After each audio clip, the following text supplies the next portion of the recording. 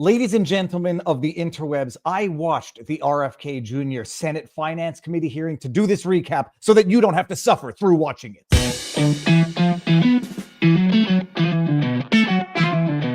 Viva Frei, former Montreal litigator turned current Florida rumbler in my actual home office, not my vehicle. Many of you know that I shoot my videos out of my car sometimes. They are called car vlogs. Tonight, I have to do a recap of the RFK Jr. Senate Finance Committee hearings, which were an absolute debacle. They sit RFK Jr. down for a Senate Finance Committee. It had very little to do with finance and had only to do with Democrats berating RFK Jr. on live whatever it does, internet. Now, before we go forward, many of you have not yet subscribed. I know this because a lot of people watching on CommuTube watch the videos, but they are not subscribers. Hit that subscribe button, turn on notifications, drop a comment in the comment section to let me know that you appreciate my insights or that you disagree with my insights. I tend to read a lot of the comments. But now back to the Senate Finance Committee hearing with RFK Jr. I like RFK Jr. I may not agree with all of his politics, but I like him. He is a man of principle. He's smart. He's open-minded, and he is a little bit more patient than I would be with these dirty, rotten scoundrels in the Senate, particularly the Democrats. I hate these committee hearings because they are either grandstanding and berating, depending on who is being examined. But I think that the Republicans are just a tad better, even when they grandstand. But they just take these opportunities to sit there, load their questions up for 5 minutes to berate RFK Jr. or the object of their ire. Don't let the person answer. Try to get him to answer the way they want. And when he doesn't answer the way they want, they then continue to berate him. The format is flawed. It is pure political theater. But my goodness, I saw some crap today that I just said, I have to pull out these highlights and I have to put these jackasses on blast. And number one on blast tonight is that weaselly little snot face, Wyden. Kennedy is dead set on making it harder for children to get vaccines and that kids are going to die because of it.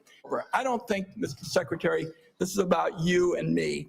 This is about kids being pushed in harm's way by reckless and repeated decisions to get scientists and doctors out of the way and allow conspiracy theories to dictate this country's health policy. I don't see any evidence that you have any regrets about anything you've done or plans to change it. That is a video that I put together highlighting the abject insanity, the total hypocrisy of Wyden talking about putting children in harm's way while he is giving a trans flag to a child at a pride parade. I'm not going to make fun of the way Wyden talks, but I sure as sugar, I'm not going to take health advice from someone who looks like he's on death's door. And he wants to lecture RFK Jr. on putting children in harm's way with anti-science. Holy crab apples, for someone who's telling children that sex is a spectrum and that you can be any gender you want, it takes balls, pun intended, to lecture RFK Jr. on being anti-scientific and not looking out for the kids. And just so that we can actually pause on this to fully appreciate what the heck is going on in this picture, you've got a pervert old man grooming a young child by, I don't know what they are discussing, but it has to do with sex because everything has to do with sex at these pride parades. An old man talking to someone else's kid about sex is the definition of grooming. So congratulations, Wyden. You're a groomer and you have no business lecturing RFK Jr. on his genuine concern for kids when you use them as political pawns. Oh, but wait, there's more. He's not the only old pervert using children as political pawns. There was the other guy there. What's his name? Oh, that's right, Mr. Bennett. That month, you told the American people that you were, quote, going to bring great people onto the ACIP panel, not anti-vaxxers. Are you aware that one of the people you put on the panel, Dr. Robert Malone, claimed that the commonly used mRNA vaccine, quote, causes a form of AIDS and can damage children's, quote, brains, their heart, their immune system, and their ability to have children in the future? Yes or no, Mr. Kennedy? Let me just put it on pause right there and highlight the irony for a group of people who quite literally sterilize children through what they refer to as gender-affirming care. This man now claims to care about children's reproductive abilities when the entire Democrat Party seeks to brainwash, genitally mutilate, and sterilize children through trans ideology. It's like they don't ever look in the mirror, and when they do, I suspect they don't see anything, because I literally think these people are spiritual vampires. Oh yeah, and the other thing, Robert Malone is right, and RFK Jr. sets him straight. And Dr. Malone is one of the inventors. Yes or no? Yes or no? Were you aware that he had that view when you appointed him to this panel? Dr. Malone is one of the inventors.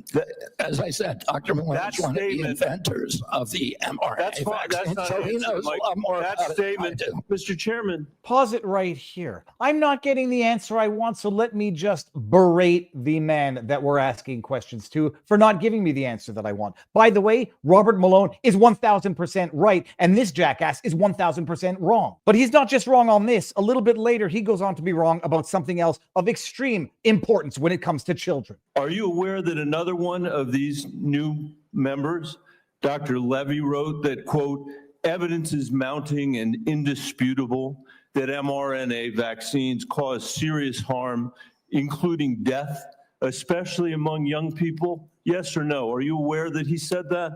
I wasn't aware he said it, but I think I agree with it. You agree with it? It's not true. It wasn't true when he said it, and it's not true when you said it.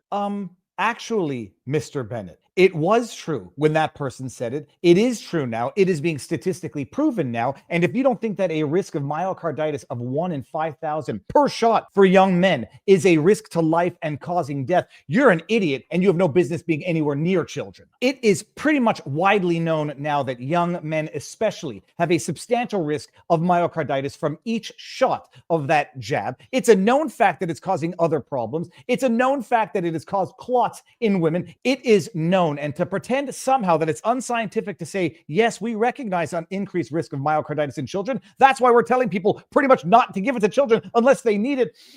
This man is a buffoon, and RFK Jr. knows so much more than him. The only problem is this guy has the microphone and berates RFK Jr. when he doesn't give the exact answer that he wants. And when he gives the answer that he wants, he says, I don't like it. You're wrong, even though he's wrong. They are wrong on the facts. They are, in fact, the ones who are dangerous to children. And my goodness, wait until you see this one. Wrong on the facts. When they assert facts that are not only not proven, but factually incorrect, wait until you hear the last one. Who is it? Oh, that's right. It's the idiot, Senator Warner. I want to go back to just, again, some basic facts. Do you accept the fact that 1 million Americans died from COVID? I don't know how many died. You're the Secretary of Health and Human Services. You don't have any idea how many Americans died from COVID? I don't think anybody knows that because there was so much data chaos coming out of the CDC, and there was so many perverse incentives. And these are model you don't know the answer of how many Americans died from COVID. This is the Secretary of Health and Human Services. How can you be that ignorant? Pause it. How can you be that ignorant? Well, as a pure matter of fact, RFK Jr. is yet again 1,000% accurate and correct. You know why? Nobody can know how many people died from COVID because for about 2 years, they were not distinguishing hospitalized with COVID from hospitalized from COVID. They were not distinguishing died with COVID versus died from COVID. And if you don't trust me, trust Kieran Moore, the Chief Medical Officer of Ontario, and Dr. Fauci himself. This is Dr. Kieran Moore, and listen to what he says carefully. Many individuals have noted the importance of distinguishing between patients admitted to hospital or the ICU for COVID-19 versus those admitted for other reasons, such as a broken bone or appendicitis, but also test positive for COVID-19. As a result, we have asked hospitals to update their daily reporting to include this important information and expect to begin receiving it, as well as adjusting our public reporting in the coming days. That was 2 years into COVID that they finally admitted that for the last 2 years, when they were reporting deaths, cases, hospitalizations, they had not been making that subtle but yet critical and obvious distinction of hospitalized with versus hospitalized from. And here is Anthony Fauci, a man who belongs in jail, admitting the same thing 2 years into COVID. The other important thing is that if you look at the children who are hospitalized, many of them are hospitalized with COVID as opposed to because of COVID. And what we mean by that, if a child goes in the hospital, they automatically get tested for COVID and they get counted as a COVID hospitalized individual, when in fact they may go in for a broken leg or appendicitis or something like that. So it's overcounting the number of children who are, quote, hospitalized with COVID as opposed to because of COVID. Appreciate what the chief doctor just admitted. well into the COVID pandemic, years into the COVID pandemic, they had not been distinguishing between hospitalized with versus hospitalized from. And if a kid went in with a broken leg and tested positive for COVID, they would have counted him as a COVID hospitalization. Understand this, they did it with children, they did it with adults, they did it with admissions to hospital, they did it with deaths. There was a death in Florida from a motorcycle accident that they chalked up to a COVID death initially because the corpse tested positive for COVID. There was a kid in Alberta, a 14-year-old boy who died from stage 4 terminal brain cancer. He was in a coma for the last week of his life, but as he lay in a coma, they tested him for COVID and he tested positive, and they ranked his death as a COVID death until it became known that it was actually from stage 4 cancer. Dina Hinshaw, the chief medical officer from that province, had to apologize for lying to the public. Once there was a financial incentive to lie about the numbers, once there was political incentive to overinflate the numbers, to terrorize a population into submission, that is when they started lying about the numbers from day one to get what they wanted by way of compliance from the general public. And these scoundrel idiots take advantage of a Senate Finance Committee hearing to berate and besmirch RFK Jr., who is an exponentially better and smarter human being than half of the jackasses asking him questions. So that is the summary of the hearing. I hope you enjoyed it, and I hope you thank me for sparing you the pain of watching it. If you like what I do, you know what to do. Most importantly, exercise, eat healthy, talk to people in real life, and now you know your vlog. Peace out.